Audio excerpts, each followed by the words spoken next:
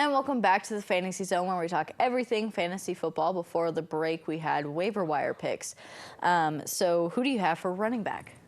To pick up off the waiver wire, it's so tough. I mean, I gave you the 3 picks I would play, which implies that they come off the waiver wire, but oh man, I don't know. I mean, TJ Yeldon. I already said him. I would say play him. I would disagree with that, and we're gonna mark that. What about Charles Sims versus the Giants? Okay, that's a good pick. For that matter, what about Shanky for the Titans against the Saints?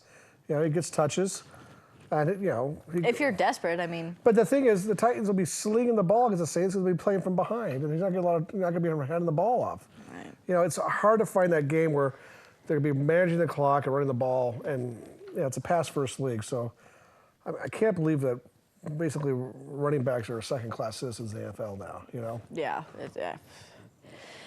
Okay, so for tight end, what do you got? Off the waiver wire, I would say, why not?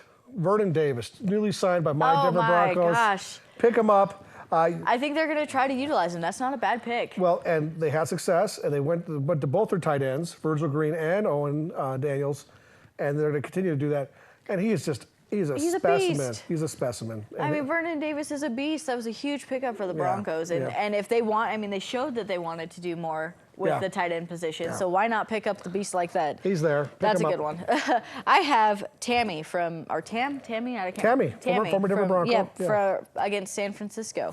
I think that's a good pickup. I mean, why not? No, it's a solid pickup, actually. So that's somebody they're going to throw to.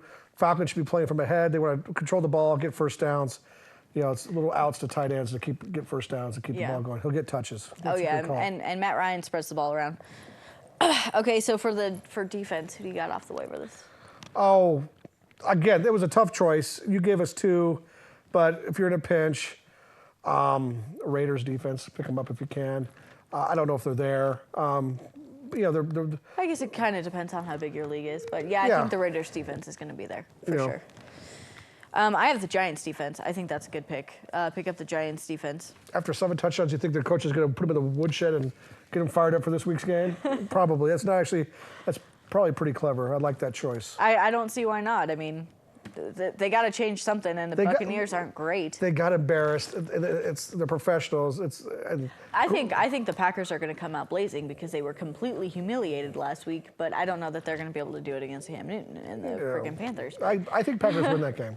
Packers win that game. I'm fingers crossed on that one. So next we're going to have our bold prediction of the week. Who do you have for your bold prediction this week? Well, I'm not going to pick against the Patriots. And this will be the Redskins probably win, but I'm not picking that. The Browns have been competitive every week, except for 1 week. Johnny Football, you may know him as Johnny Rehab now, is playing quarterback. He's got the nod. He'll be starting. What, and isn't it like Johnny beat my girlfriend too? Oh, God. But just allegations, speaking as a criminal defense attorney, they're just allegations. Nothing's been proven. And they're battling for Ohio. It's hard to be undefeated in the league. Sometimes you're going to fall.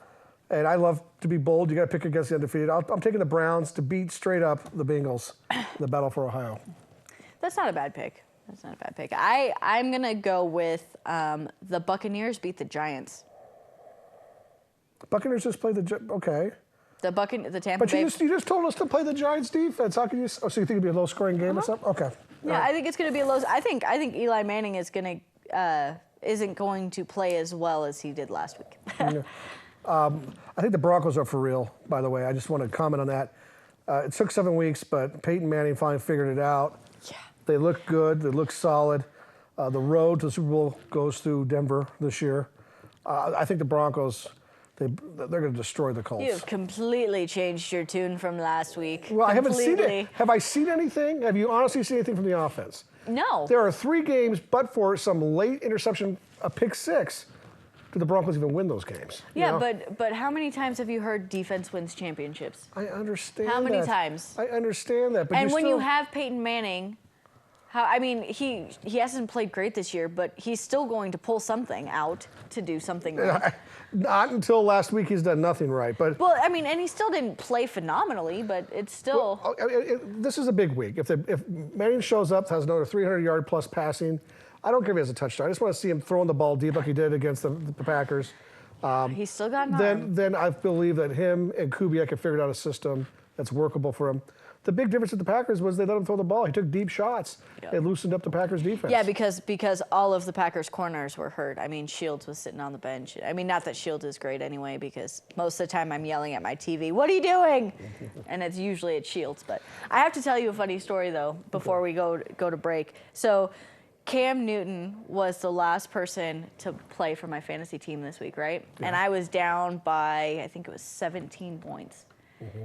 He won me my fantasy league by that last touchdown in overtime by 0.02 points. Oh, jeez. And now I'm 7-1 in my league because of 0.02 points. And that's how it's done. Just win. Who cares if it's ugly? Just win. I don't care. I'm 7-1. Nobody cares how you got there. Well, here's good luck to everybody else. Hope they win their league this week. Okay, well, and that's going to do it for this edition of the Fantasy Zone, and we'll see you here next week. I'm Courtney Salmon. Jason Earnest. And we'll see you later.